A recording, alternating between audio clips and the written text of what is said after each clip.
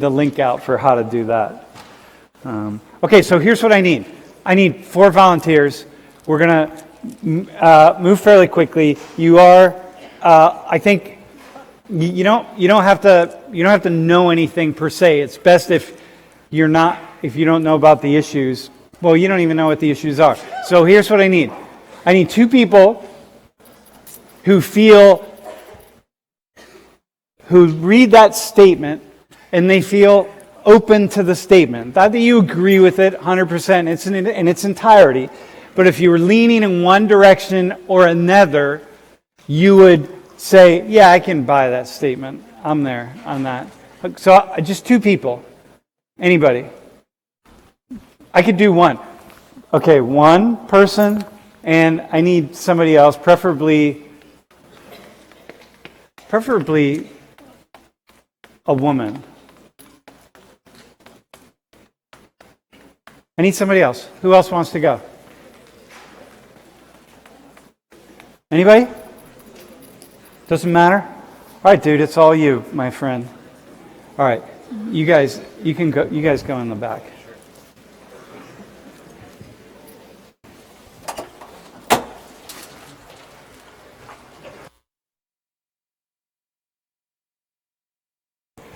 All right, man, now I need 2 more people who feel inclined to that statement, who feel kind of drawn to the statement. Doesn't mean you believe it in its entirety, but when you read the statement, you're not shaking your head this way. You're shaking your head, yeah, I got that. I'll buy that. 2 people. Yeah, 1, and I need somebody else. Ideally somebody of color. Who else wants to go? Who wants to go? You're down? All right. Have you been up here yet? Wait, hang on. You were up here before. Hang on. Someone who hasn't been up here.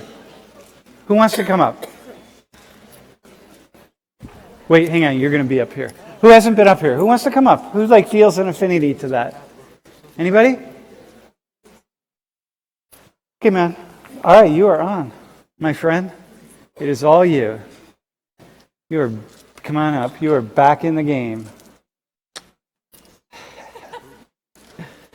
All right, you can have a seat if you want, whatever's comfortable.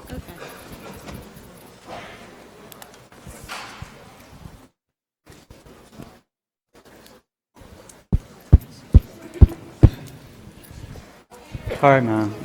Ready? You can. Do you want to sit on the table, or you want to? However you want to do it. Okay. So here's where we go. The rich make it impossible to get ahead because they know how much control they have. So here's what I want to do. Wait, what's your name first? Hope. Hope? Yeah. Where are you from? New York. New York, like New York City, New York State? Long Island. Long Island. What's your name again? I'm Priya. Priya. Priya. Yes. Where are you from? Philly. Philly. All right, man. Hope and Priya. All right, so here's the deal. Here's what I want you to do. I want you to take a look at these photos. I want you to tell us as a class. So this is you. You feel inclined to this statement, okay? So what is about that statement that makes sense to you, actually? Let's start with Hope. More that, to me, when I read that, I think that, especially in current times, that a lot of the times, if you have money, you have power, and a lot of times that power is passed down to the children of the people with money. And it kind of just stays in the same mindset and the same lineage. It's hard to reach up to that same wealth or power to be on an equal playing ground to actually have some say. Uh-huh. Okay. Yeah. All right, cool. Priya, how about you? What would you add to that? I would say that people with money, of course they use their money, and because they have that power, they use their money to, I say not all the time, but some people use their money to suppress other people, and oftentimes money has leverage. Like when you bribe someone to do something, if you don't have money to bribe someone to get what you want, then just bribe someone, or it could be anything, but that's an example. Got you. All right, so just ways in which you can use your money to make something happen. So that's the thing that the both two of you think about. Okay? All All right, man. So how about this? Take a look at this shot. Here's a shot from, this is from Port-au-Prince. It's actually from Cité du Soleil, which is a neighborhood in Port-au-Prince. It's not all of Port-au-Prince looks like this, but I just thought, let me take this shot. I know exactly where this is. I've been by it many times. And here's this shot of Zurich, Switzerland. And by the way, the per capita income in Port-au-Prince is $450 a year. So that's how much the average Haitian makes in US dollars per year. And here is Zurich, Switzerland. So Port-au-Prince, Zurich, Switzerland. Look at that. I mean, it's totally different. Here's in US dollars, it's about 55,000, you know. Explain how it is that these two places got to be so different. So here you are. How old are you? 21. How old are you? 18. Okay, you're 18, you're 21. I'm assuming you haven't traveled to either place. Okay, but explain that. Explain that inequality. Just as best you can. How is it that, because this is what we're being asked to do all the time, right? Like let me walk you through while you're thinking. Okay? We're watching the news, or we're watching a documentary, or we're reading through a magazine, and maybe it's some kind of travel magazine, or who knows what it is. Or you're taking a class, and like Social 19, and you have to read an article, and you're reading an article about Port-au-Prince, and then there's a photo in it, and you're seeing like, whoa, look at this. And then you're reading an article about Zurich, Switzerland, and you say, whoa, look at that. And somewhere in your mind, you are making sense of how and why these countries got to be what they are. You have to be. This is what we do. And then we go through life and we try to make sense of lots of things in the world. You're driving through, let's say in Philly, you're driving on the main line and you're back in some suburban neighborhood. And because you're going to visit somebody and you're going by all these houses, right? And then suddenly you go through the neighborhood, and then you got to go, let's say, North Philly. And then you're in a completely different neighborhood, and you got to make sense for how it is that some people got to live in these big houses in this suburban neighborhood off the main line versus how it is that people ended up in North Philly in these houses. Like how do you make sense of that? And you're making sense of it. Whether you realize it or not, you're putting variables together of causality. So, got it? So now I just want to know from you two, just on a whim, not knowing any context, knowing nothing about the history of Zurich or Switzerland or Haiti, tell us how it is that they got, from your perspective, how'd that happen? Look at that. Come on, man. How'd that happen? $450 versus $55,000. How'd it happen? We were talking, and I would say that the people in power don't care enough. Well, in Haiti's condition, they don't really care. I guess I don't want to say technically that area in Haiti was like poor, but in a lot of cases, poorer areas, don't get a lot of respect more than maybe, like I said, it's also the government. Like in Switzerland, the government might care more about these surrounding areas and their cities and stuff like that. Wait, hang on. So you've now touched on a couple things, right? Mm-hmm. One is take a look at this family lives in this neighborhood. Yeah. These are houses, by mm-hmm. the way, okay? Yeah. And this family lives in this neighborhood. So you brought up respect. Okay. What else? Hope, what would you add to that? Another thing we mentioned was the idea, or I don't know if this is too current for what you're asking, but this is wide open. I want you to just go wherever you go. Switzerland's making money off of tourism, so it's they have a reason, not have a reason, but the government feels more of a reason to keep everything up, keep everything looking clean, doing this, doing that. While I feel in Haiti, there's a lot of more things that the government's focusing on than. Wait, but how they get $55,000 per capita income, man? And go back to here. The rich make it impossible to get ahead because of how much control they have. You got to make sense of that. Dude, you're not saying anything wrong, by the way. I'm just pushing. what we're doing here, and by the way, nobody, and if, hang on, man. If you're on the stream, don't get all snarky, my friends, because not many people who haven't studied this would be able to sit up here and come up with a really cool answer for it. So go back to where you're at here. The rich make it impossible to get at because of how much control they have. So what happened in Haiti and what happened in Switzerland? The only thing I can think of this is that, like, as far as I know, Switzerland in, like, this photo has never looked like Haiti in the other photo. It never did. It's never had to grow from that point. And when you get, like, the other photo, it's like there's trash everywhere. It's like it's not great conditions. Okay, it's what do you mean grow from that point? Like, by the way, I'm you ready?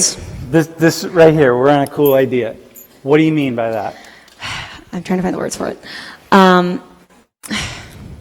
Do you want to add? Can you add to that? Haiti never had to grow from this point, or Switzerland never had to grow from this point. It was never looked like that. Do you want to keep going? I can try, sure. What I mean by that is, like, when you look at the picture of Haiti, the conditions are debilitating, to say the least.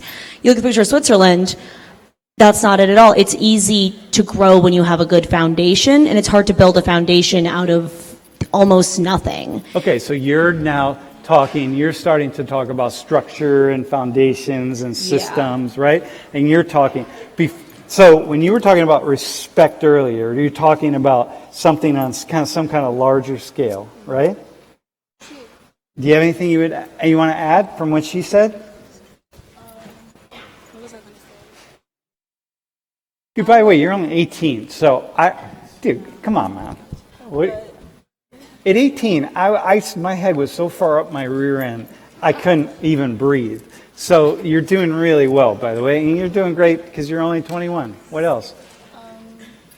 I was going to say that it's also about, like, keeping up an image, because here in Switzerland, I'm sure they have, like, regular cleanups. I'm sure that because they have enough money to, keep themselves organized. But in Haiti, there's so much filth there, so much trash that it's just keeping up with it is a lot. And it gets to a point where a lot of people in power just, like, leave it alone, and they're just like, there's nothing much that we can do. All right, listen, man. You know what you just did? You just went to there. You just went to a response that's really about Haitians, like, doing something that they could do if they just really worked and kept up an image and did this and did that. You see, like, how you can go back and forth, and it's like, okay, but basically the two of you are almost there. But here's what I see, and this is what I see, and we're gonna bring the other two gentlemen out. What I see is the way we understand the world. These kinds of questions, by the way, the two of you did a great job. Okay, the way we got to answer these kinds of questions is we're being asked all the time to make sense of the world, to understand the world. I go from the main line to North Philly. I go right outside of town here. You go to State College, and then you just go outside of town to a poor town outside. Like, oh my God, it's amazing. And, not 20 miles away. And the differences are astounding. But what we don't have is a framework from which to understand. Okay? So here, let me bring the other two gents in. And the two of you can, just for maybe you can just, Jeff, can you pull the two chairs out and just have them sit right there? Okay. All right, gents, come on, man.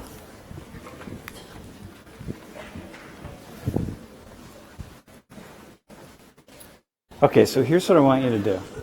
All right, you can sit up there if you want.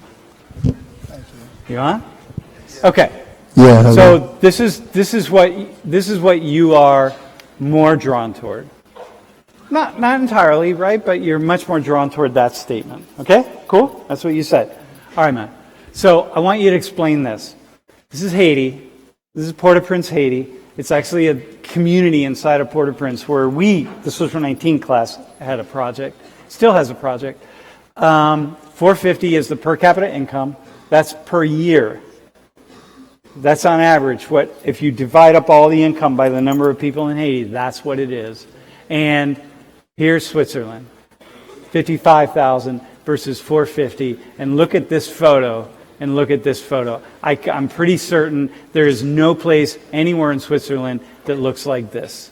And I'm pretty sure I know there is no place in Haiti that looks like that. So explain the difference in those two extreme divisions of poverty and wealth.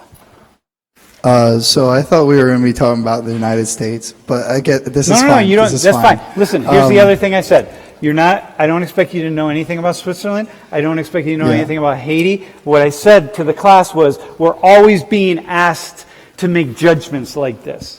The example I gave is, you're driving, you're in the suburbs of Philly, and you're cruising along, you're seeing all these houses, you go, wow, look at these people. They're living, pretty well, pretty whatever, and it seems pretty safe, pretty nice, big houses, everything is pretty clean, and so on. And then suddenly, maybe you an hour later on some street in North Philly, where you're going like, oh, damn, okay, hang on, this is really different. In your mind, you're going to come up with an explanation for how it is that the one neighborhood is different from the other neighborhood. You're going to do that. You're not just going to drive through and say, oh, whoa, this is really interesting. These are two very different places where people live. Wow, how fascinating. Whoa, look at that. Huh, really interesting. No, you're going to come up with answers. And so come up with the answer right here.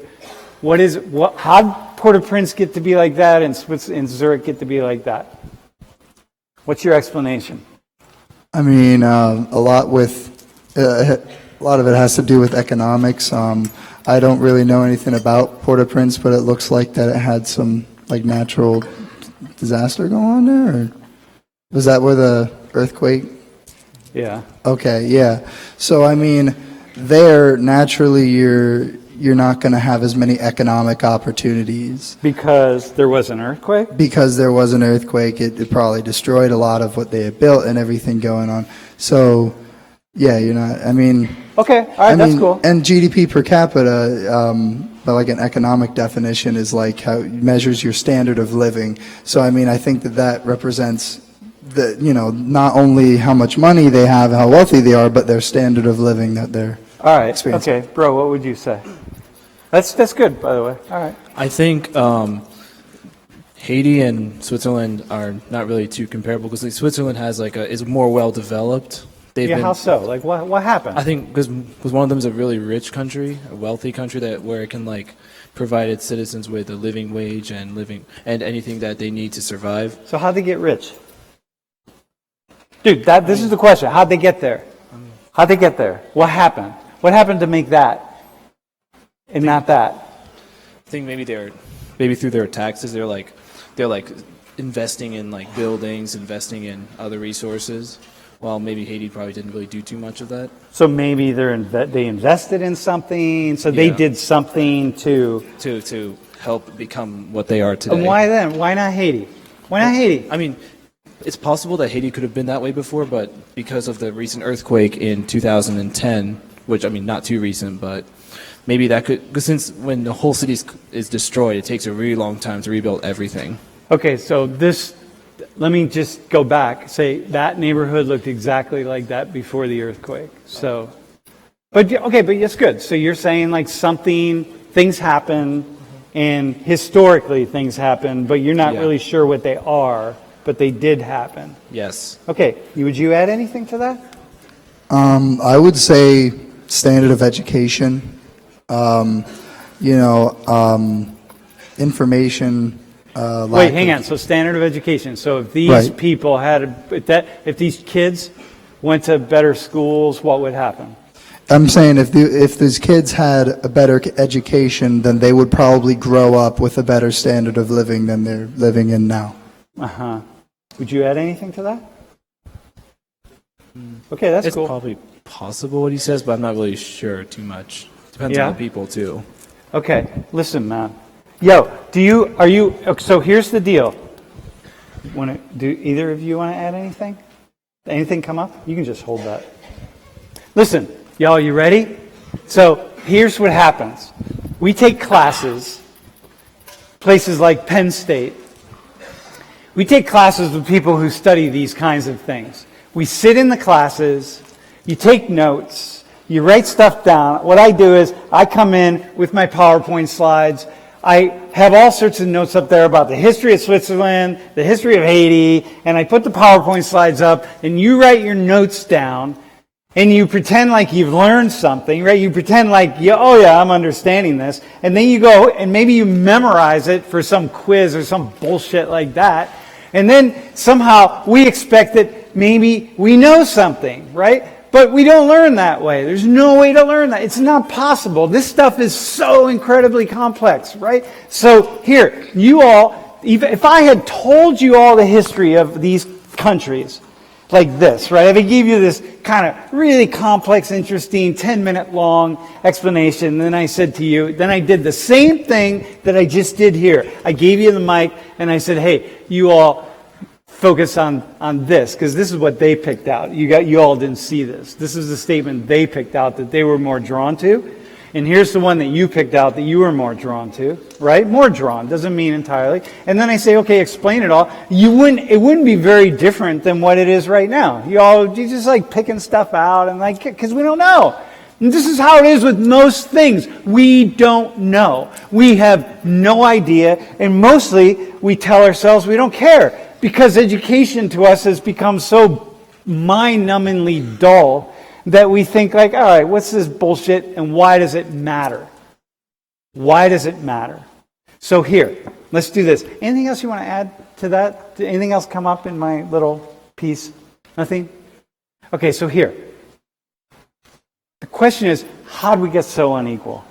This is amazing, right? The differences here. How do you get so unequal? This right here would be illegal in Switzerland. Please. It doesn't exist anywhere. It is not possible.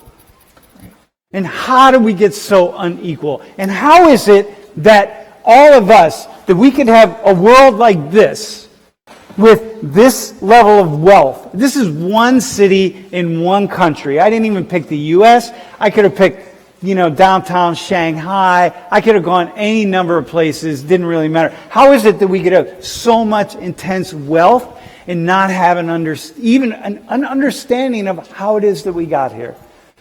Study that. I think that depends on circumstances alone. There was actually a really good documentary called Guns, Germs, and Steel, which it explained how Europe became this huge, colonizing entity in the world and everything, and how the culture spread from there. Because the people in the past were exposed to, maybe different natural resources. All right, we're going to get to that in a sec. All right, so here, let's do that. That's cool, by the way. All right, but by the way, why didn't you use that in your analysis of this? Because that makes sense right here. Guns, Germs, and Steel. Why didn't you pull that up? I just didn't. Forgot? It probably just didn't come to my head. Dude, you forgot that you knew that? Yeah. Well, I don't know. That there's all different circumstances that go on. No, it's not different circumstances, dude. I'm going to give you an understanding of Guns, Germs, and Steel. All right? So here. I'm going to say this, and then I want the two of you to respond. First off, the world of human behavior is divided into basically, it's all, what we're all trying to do, and what I've been asking you all to do, is explain causality. Causality. How, right here, how do we get so unequal? What are the causes of the inequality?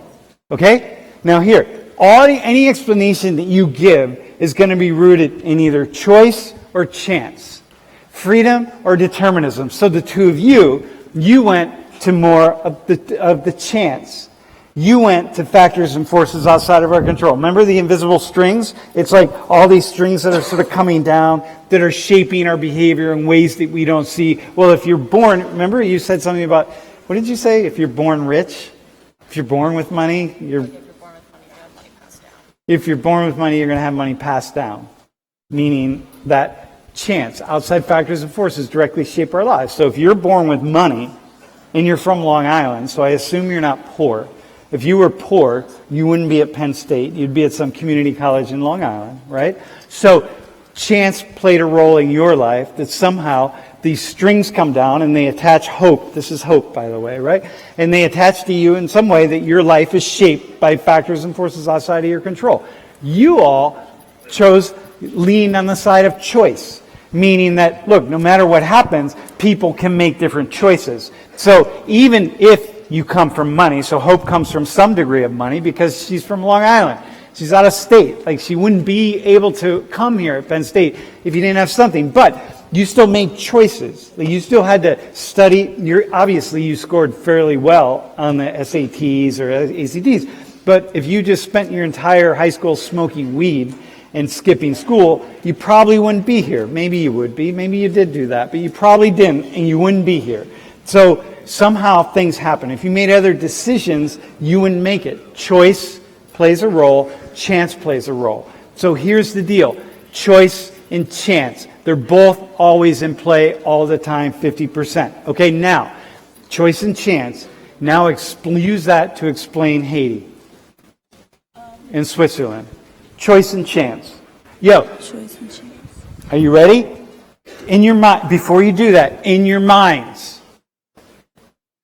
Haitians, leaders in Haiti, people in the world community, people around made choices that impacted Haiti. They made choices that impacted Switzerland.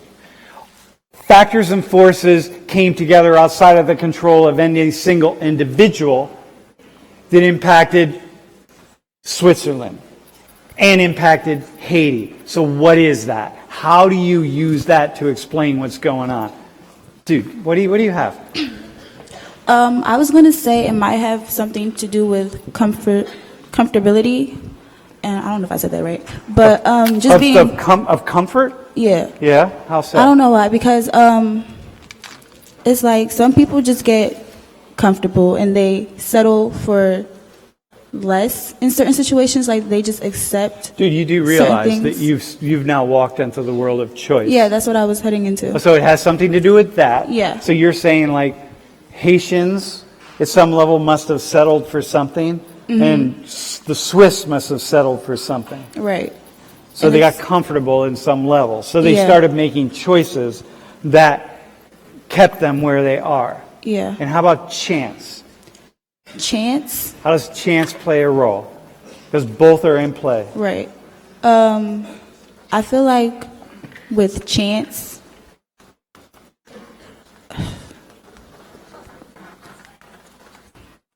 I feel like you have to have hope. It's funny. Have to have hope to have Somebody a chance. else. How's chance play a role in I this? don't know. Anybody? Do you have it? In the Haiti side, or? Either side. Well, I mean, Haiti. You know, if you're born in Haiti, yeah, you don't have access to the same money, the same quality of living, the same heritage. Much less likely you're going to be at a place called Penn State. Right. You know, I grew up in Pennsylvania, and I think that I was just talking to him about this, about how I think Penn State, like 70% of students, something like that, are from Pennsylvania. You know, I'd probably have a better chance of getting into Penn State as a Pennsylvanian than if I lived in, like, Delaware. All right, go ahead. What would you say?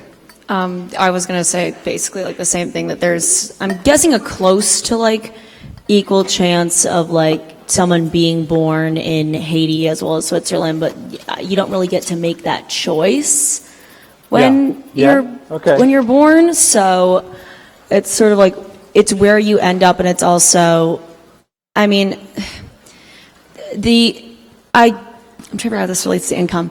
The income of Switzerland, I don't really understand economics, I'll be really honest with you, but I know that like a lot of money goes into there, and there's people who are higher powered that are actively making those decisions to give money to Switzerland instead of Haiti because they see gain for themselves, they see profit to be made off of it, and it's like, Okay, all right. they're being kept afloat by other things. Okay, all right, listen, man. All right, that's cool. Okay, y'all, we're gonna go and stay up here because we're gonna do something. We're gonna go in a different direction. You ready? Here's the problem, man. When I'm seeing things like this is what I studied, by the way. My PhD was in studying the socioeconomic development of the focus is on Latin America. So I studied political economy, Latin America, and then secondarily Africa. I studied the politics and the economics of the development of the world. So it is immensely complex. I know probably a fraction of a percent of what I need to know to really understand things that are going on. But what I do know is we have to get systematic in our analysis. So I'm going to walk you through how it starts, because how it started with societies plays itself out today in this classroom here in the United States, everywhere. So here, walk. You can just turn the mics off. Here, stand up for a second. We're going to do this thing. Here, all of you stand up. Just like here, stand around this table. This table. Anyone ever play King of the Mountain when they were young? Anyone ever play that? You know what it is? Anyone know what it is? Do you know what it is, bro? Am I dating myself? What's that? Like King of the Hill? Yeah, King of the Hill. Yeah, King of the Hill, right? So you race up the top of a hill, and whoever gets up to the top of the hill first is the person who's king, right? And then the other people have to race up the hill, and they have to try to knock that person down, and then they become king. And the problem, so this is what happens, right? So let's play this, let's walk through this game of King of the Hill. So walk around in a circle here, right? So here's the hill, and we're going to start playing this thing. And we need to get up on top of the hill. And one of us is going to get up here first. Get systematic, my friends, right? It's all what comes into play. Which one of us is going to get to the top of the hill first? Which one of us? Who do you think? And what's it based on? Whatever answer you give about what it's based on, it's either choice or it's chance. One of us is going to get lucky, or one of us is stronger, or one of us is faster, or one of us is smarter, or one of us just chance, we get lucky, we just happen to be at the right place at the right time, while everybody else is sort of looking away. It's time to climb up the hill, and one person just by chance happens to be a little closer to it and wins, or one of us wore, look at Prie's shoes, right? You're wearing slippers, Prie. Okay, keep going. Prie, get a shot of Prie's slippers. She's never going to win, because by chance, she wore these slippers today. By chance. She's never going to make it up, right? So we're choice, chance, always. So at some point in time, the bell is going to ring, and one of us is going to get up the hill. It's like when you play musical chairs, right? It's chance and it's choice, because maybe I'm looking ahead and I'm saying, you know what? I'm going to make a choice to be really smart about this. And I'm looking at this thing and I'm going to measure it out. And what's your name again, bro? Avery. I never asked you your name, man. Yeah, that's all good. Bro, what's your name again? Samu? O-S-A-M-U, Osamu. Osamu. Yeah. So Avery, let's say, is just not paying attention because he's daydreaming. I don't know about Prie's slippers. He's wishing he could get a pair of those, right? And going damn. But me, I'm thinking like I'm smart. I'm a smart dude, and I'm looking at this and I'm going yeah, man, I want to get up at the top and I want to make sure I win. And Hope doesn't really care, because Hope's just thinking about going, I don't know, hunting or something, like deer hunting, because that's what they do in Long Island. But Osamu is yeah, maybe I want to do it, but I'm not really sure if it's worth that much. But I'm going, shit, this is all about me. I want to be rich. I want to be powerful. I want to be the king. And so I'm checking it all out. And then I notice this. I notice there's this chair there on the side. And I'm okay, because I'm paying attention, y'all. It's a choice. And then I'm saying, I need to be by that chair when it's time to, because if I can get by this chair, I can use that as a foothold to get up the mountain faster than somebody else. Avery's not paying attention. Hope's busy thinking about hunting. Prie is thinking about another pair of slippers, and Osamu is doing whatever Osamu is doing. Got it? And so both things are working at the same time. Always. Y'all. Always. Choice, chance. They're always in play together. It's choice and chance are intricately linked. And so maybe we're going around and I'm doing everything I can do to be by that chair, and it's time to climb up the mountain right now, but I'm not by it. Osamu is, and he gets up there because chance meant that he's by the chair. And like, damn. So he's at the top. And you're like, I'm the most prepared. I'm the smartest. I've been strengthening myself. I've been thinking about this. I'm educating myself. I'm doing the whole thing. But damn it, when it came time, in that moment, Osamu was in the right spot at the right time, and I missed out. And like, oh, God. Or we go around and we keep going. And these guys, I'm like the dullard of the group. I'm not paying attention to anything. And Avery and Priye are really on it. And then it happens that I go up there. But let's just say, in any case, it happens and I make it to the top. Okay? Got it? And now I'm on top. So here I am. So I am here. Got it? I'm not here. I'm here. And I'm on top. And the mountain is mine. I just got here. Choice, chance, this is guns, germs, and steel, my friend. Choice and chance are both in play. You want to know how the world got to... You want to know why Europe dominated the world? If you think, yes, because they were the most violent, bullshit. That's part of it. There are a lot of reasons why. You want to know why, the Sumerians aren't controlling the world? And they should be, or the Chinese, or somebody else, because choice and chance were playing their way throughout history. You want to know why the United States will not be the number one country in 50 years? You want to know why the West is going to fall? Because all countries rise and fall. And the West will rise and fall, and the United States will fall. We rose, and we will fall. And why are we going to fall? Choice and chance. They're all going to work together. But here's what happens up here. I'm now on top. I have leverage. So what's the first thing I start to do? This is what you all say. The two of you said it, right? I'm going to start making rules. And I'm going to make decisions. I'm rich, so I can make rules. And my rules, the first rule I'm going to make is, I'm going to look around and see who my enemies are. And I'm like, this dude here, you need to move away.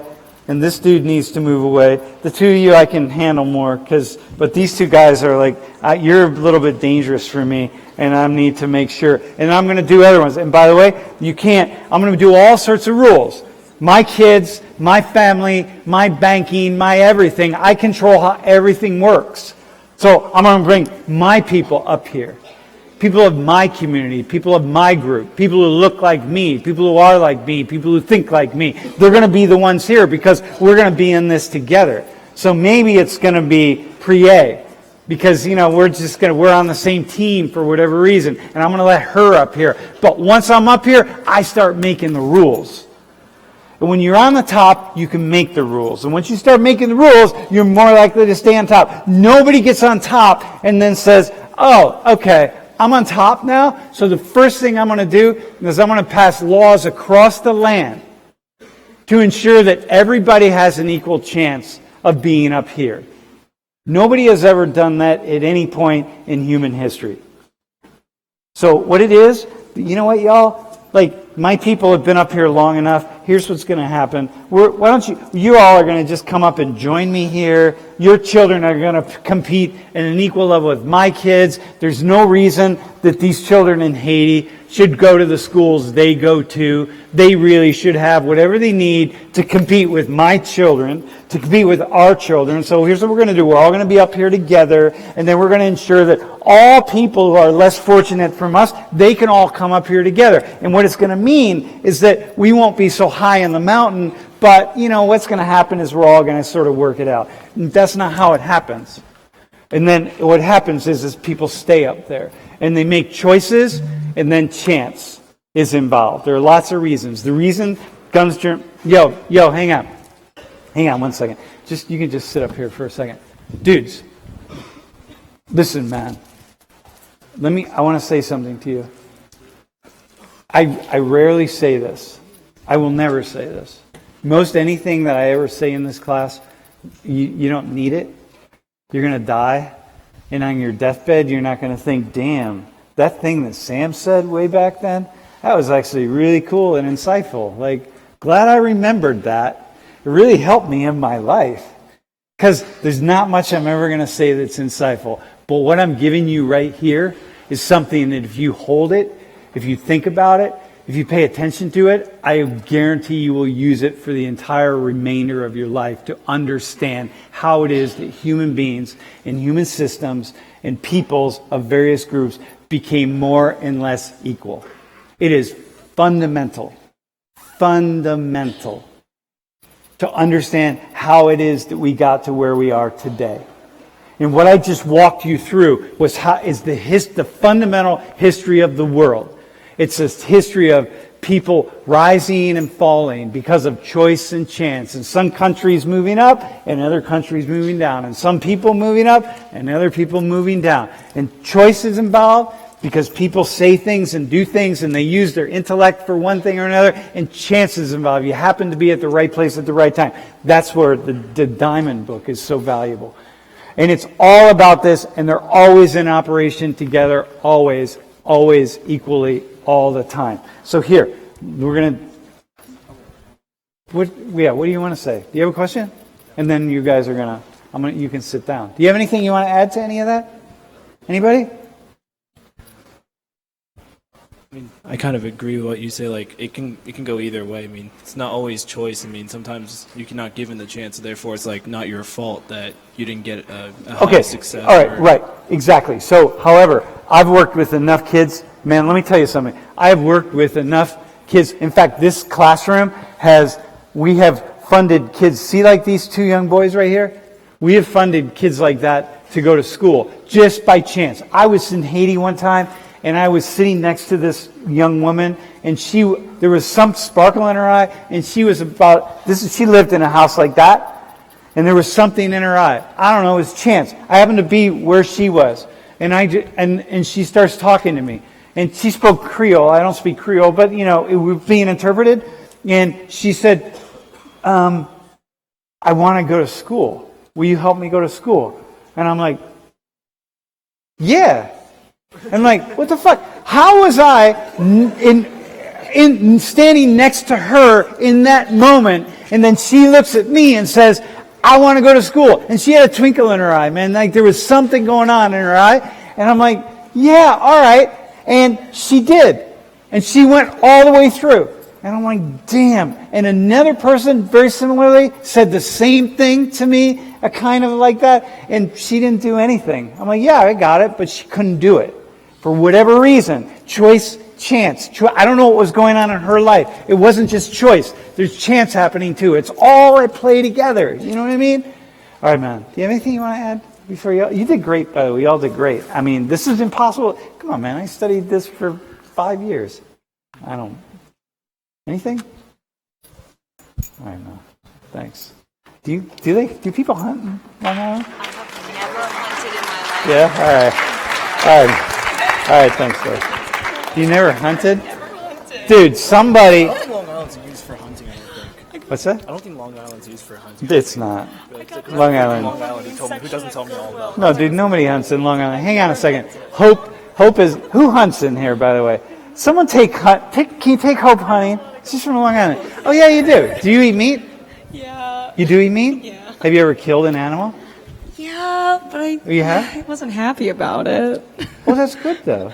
If Yeah, you I eat meat, you should guess. kill an animal. Yeah. What'd you I kill? don't know. A chicken. A chicken? How'd Yeah. you kill it? Cut its head off? Yeah, my mom's side of the family runs a farm, so they were like, you're part of this family, you should learn how to do this. And I was like, okay, I guess I have to now. What'd you use? Like a hatchet or something? Yeah. Then did it run around or anything? No, luckily that would have been terrifying. But that's cool. So you killed a chicken. So you're a chicken killer. Oh, I Dude, don't, she I don't killed like a that. chicken. Never mind. Yeah. I have this idea, by the way, that if you eat meat, this is a random idea. I'm going to throw it out there. I feel like in Sam's world, if I were king of the world, like king of the hill, in my world, if you eat meat, you have to kill at least one animal that you eat at some point in your life. You have to kill it. You have to feel the life go out of that animal. You can't just go to the supermarket, you know what I mean, and see it there and be like, oh yeah, I'll have this slab of something that you don't even know is meat. So that's cool. Good for you, man. How'd it taste? It was really good. It's just weird. I had this conversation less than a week ago, which is Really? like Dude, awesome. weird man. deja vu. Cool. All right, man. Bro, what do you hunt for? Pheasant? All right, man. How can you kill innocent little pheasants, man? Dog. Come on. Beautiful pheasants. All right, man. Now, ready? I need. You know what? I'm actually. I was gonna bring.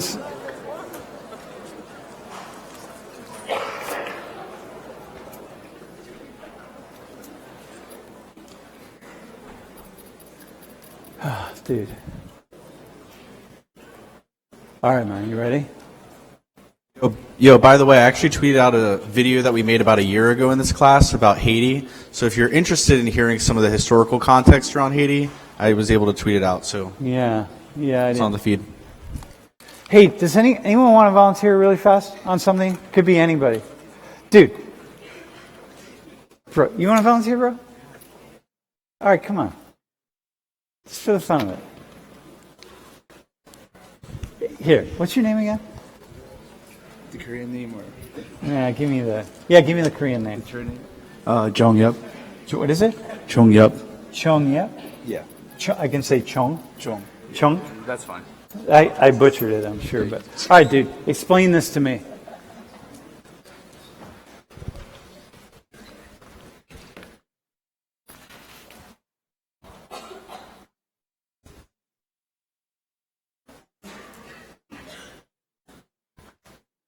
Why are white people thinking this? Or why are people thinking this?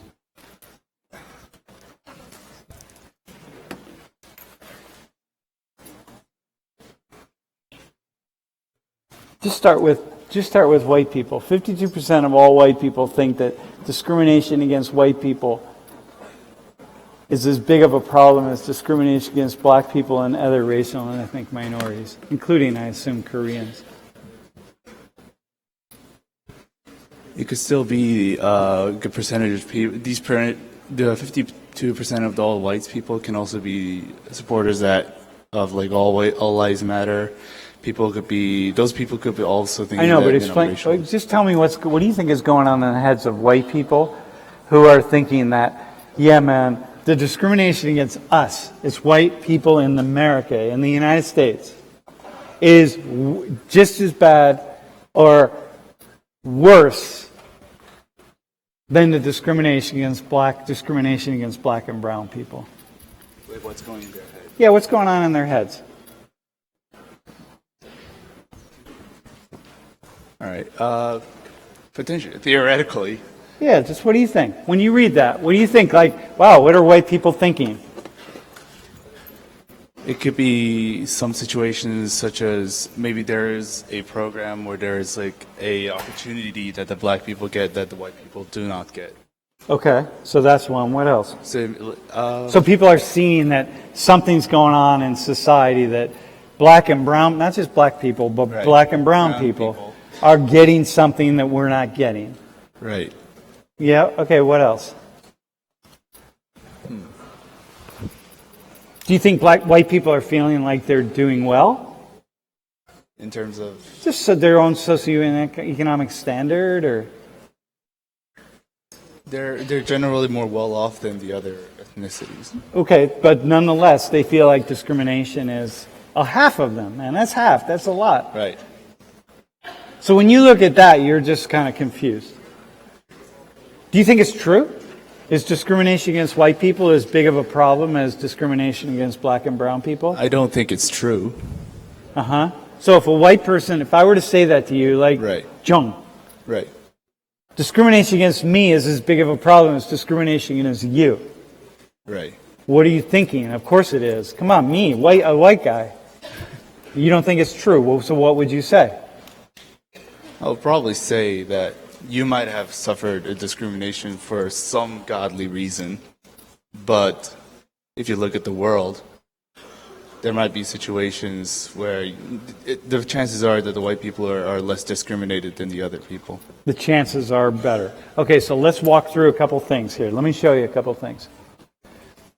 So, between 1983 and 2010, a lot of wealth was created in the United States. A lot of wealth. Between 1983 and 2000, what do you study, bro? Science and education, public policy. Science and education, public policy. Okay, a lot of wealth was created in these years. I mean, a lot of wealth. More wealth in those years than in the history of all humanity on earth. Okay? And 74% of it went to the top 5%, the richest 5% of Americans. 74%. So all this wealth was created. More money is going into the economy. And 75%, 3/4 of it, is going into the richest 5%. So remember my story of being up here, right? I'm at the top. How is it that people at the top who are controlling, making laws, controlling regulation, funding the politicians, all sorts of things, how is it that people at the top 5, the richest 5%, are able to manipulate and move things so that we can ensure that of all the wealth that is created, 3/4 of it's going to go to us? You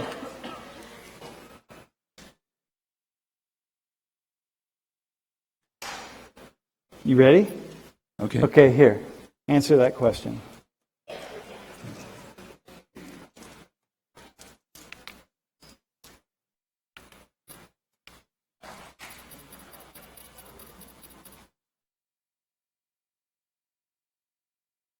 Okay, so here, the top 1% earned 38.3% of all the wealth the new wealth that was generated.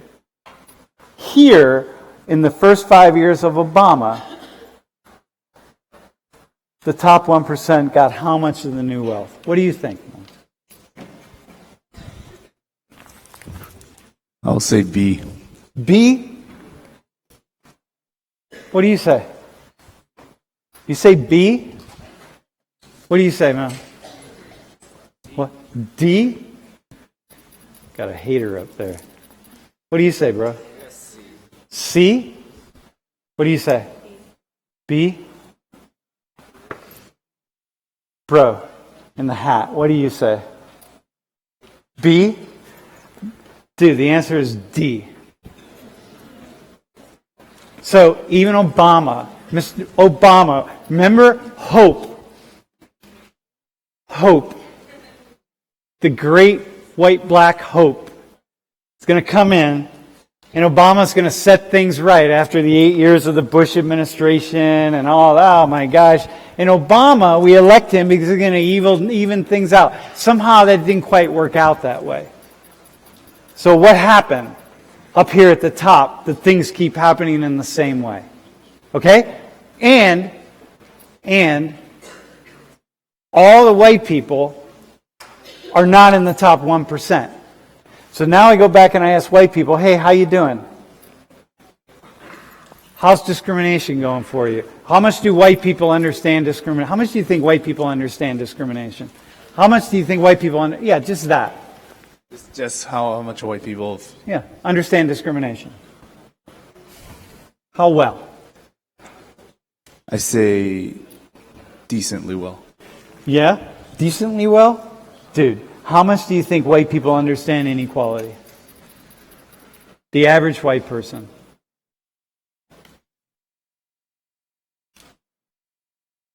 Just in general, right? Yeah, Americans, because you're Korean, right? Right. You're from Korea. How much do you think of white Americans understand this kind of stuff? This kind of stuff.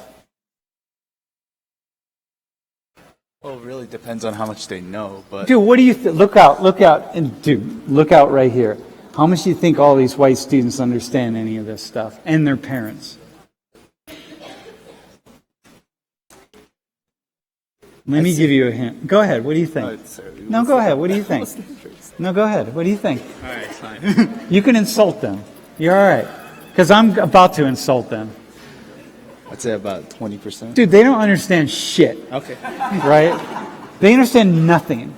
If I brought them up one by one and started asking them to explain any of this stuff, first off, we just asked four people in class to explain the difference between Switzerland and Haiti, and they gave us these answers that were great for who you are, right? You're students. But like, your answers were really no better than the average answer that we would get from anybody off the street. So what you heard them say is what you're going to hear any average American say. It's like, well, it's about this, and maybe it's about that, and this, and I'm not really sure. And well, because, historically speaking, and people are going to bounce around, but people aren't going to understand. People do not have a systematic understanding of it. You're way too optimistic, my friend. Right? Okay, so here. Here, have a seat right here, by the way. It's easier for me. All right, so now watch. Explain that to me. The fading American dream. The percent of children earning more than their parents by year of birth. I was born in 1960. So in my cohort in 1960, about 66% of myself and my friends who graduated high school with will earn more than our parents. Watch where it was in 1940. Over 90%, look what's happening. This includes white people. So we're not at 1985, and this has continued to go down. This is people who are 1985, born in 1985, so we can keep going to born in 2015. The estimates are going down and down. It's going down here. Right? Yeah. So people aren't doing very well. So all these white people who are back here saying like, yeah, discrimination against me is actually really a problem. Because this is what they see. They don't know. They're not looking at it. They're not studying it.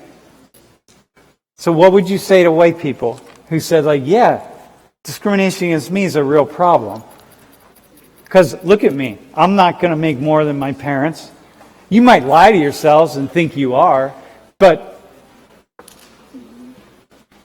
maybe half of you will make more than your parents. Okay? Yep. So now you're white. I am white. So imagine you're white, my friend, All right. for a day. What are you going to say to that? You're not doing better. You're not going to do better. It'll say my life sucks. Yeah, you're going to say, like, there's a problem here. Right. And the problem is what? It's like, I don't know what the problem is, but there's something going on here. You're going to be confused. So here, let me go somewhere else. Okay. Dude, I'm not asking you. You're just up here because I just wanted someone to be up here with All me. right, sure. So I could talk to you. But you're doing well. Median family wealth. Take a look at this. So you're white, and you're feeling like, yeah, I'm not doing so well, things aren't looking so good for me, but you're also not looking at that. This is median family wealth, 2016. Median family wealth. So you take all the money and goods, durable goods that people have, you add it all up, calculate its value, all the savings, all the investments, all the money that's saved for retirement, the cost of a home, a car, the camper, the guns for the pheasant hunters, whatever they are, right? And then you add all that up and you subtract the debt. And then you line those up, top to bottom, richest to poorest, and you cut it in half. That's the median family wealth. And so half of all white families have $171,000 in wealth or more. Half of all of them. This is not mean. And then half have less. But look what it is for Hispanic and black families. Look down here. How well do you think white people understand this? When you look at it, not much. Do you think they ever see this? Think they ever look at it? Not unless they care. How many white people in this classroom do you think knew this before I put that graph up or had a really good idea about it? before I put the graph up? I mean, since you called me, I'll say about like 5 people. 5 people? Let's ask. Don't lie, my white friends. You're on the white team right now. White people don't lie. We never lie. Okay? How many of you, if I'd asked you before we put this up there, how many of you could have had a pretty, maybe not, I don't mean the exact numbers, but knew that, yeah, man, there's this pretty serious inequality between white families and black and brown families, like serious, when we add up wealth. So how many of you could say, like, just white people, like, yeah, I got this. Raise your hands. Wait, hang on, let's count them, man. You said 5. So we're at, like, I'm seeing like 20, maybe even 25. 20, okay, that's cool. Most people aren't thinking it though, right? Here, look at this one. Median household income by race. Look at Asians, by the way. You know why Asian is so high? Household income? No? Nah, maybe. Talking to the mic. What do you think? What's your guess? We work too hard, I guess. Do you work hard? No. There's also, well, we also know that in families, like Asian tend to work both roles. Dude, you're more likely, okay, Asian in the United States. Yes. You ready? Asians are more likely to be new immigrants. Right. New immigrants are more likely to live in larger households with extended families. Right. So you're going to have like cousins and uncles and grandparents. It's household income. So all the income is being pooled together. Right. So you're naturally going to have more income. You could have like an Indian family of under one roof of 9 people. They're all working at 7-Eleven, but they pull all their money together, and that's a lot of money, man. Not that Indians work at 7-Eleven. Okay. So listen, man. Also, because Asians being more likely to be recent immigrants are more likely to come with professional degrees and make more money and so on. So here's the deal. Here's the problem. We're going to go back to this other thing. I need somebody just can I just, you and the two of you. Can you two come up? And bro, we're going to bring you. And then I need someone who's Latina. I need someone who's Latina. Can you just come down really fast? Okay, so here's what we're going to do. Bro, the two of you, you're going to come up here. You go up to like the middle where she just was. Go in the middle slot. You go halfway up. And go like where the railing is. Okay, that's good. All right, stop right there. Okay, ready? You're back here, and you're right in front of her. Okay? So watch. Y'all, you ready? Remember king of the mountain, king of the hill. We're all like working to get ahead. Choice, chance. So like these two people on average, so we take they're representing the black community and the Hispanic community. So they're down here. The Native American community, by the way, is out here, right? They're back here, behind the door. That's how far back they are. And so everybody is working to get ahead. And then we come back here to this thing, that if, you ready? People have an equal chance. Dude, if you work hard, people have an equal chance to get ahead if they just work really hard. So here's the problem. What's your name? Stephanie. Melissa, Stephanie, and Melissa. Okay? Now, mind you, be aware of the following. It may be that the richest person in class is Hispanic or is black. I have no idea. We're just going with these numbers here for a second. So, Stephanie and Melissa, so they're going to work really hard. Because this is the thing. Work hard to get ahead. But while they're working hard to get ahead, the Asian team is also working hard, and so is the white team. Man, the white team's working hard. What do you think? White people are just chilling? White people are working too. And he's going to work as hard. What's your name, bro? Kyle. So Kyle's going to work hard. So watch so the two of you start moving up a little bit. But you guys are moving up too. So they start moving up, but they move up. And so the idea is somehow we're up here. So hang on. White people get up here.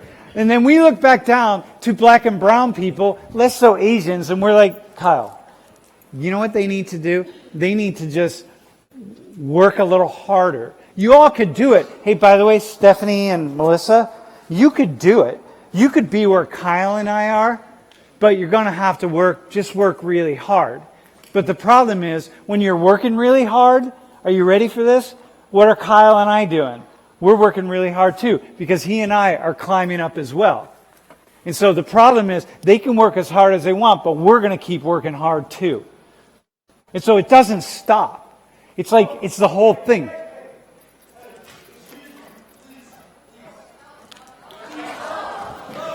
All right, hang on.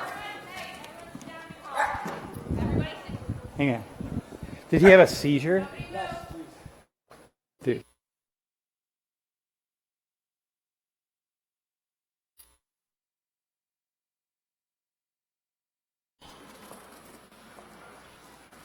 Dude. We cool? All right,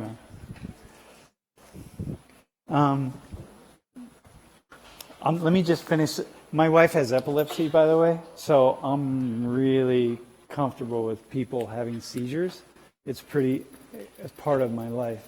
Hang on. So we'll talk to him in a second. Nobody has to call anybody right now. So you ready? So here's the deal. I'm just going to finish this.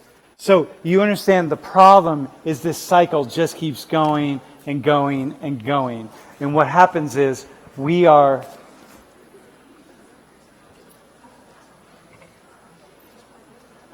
always in this space where this is just going to keep going through the ages. And it's hard to stop it. Cool?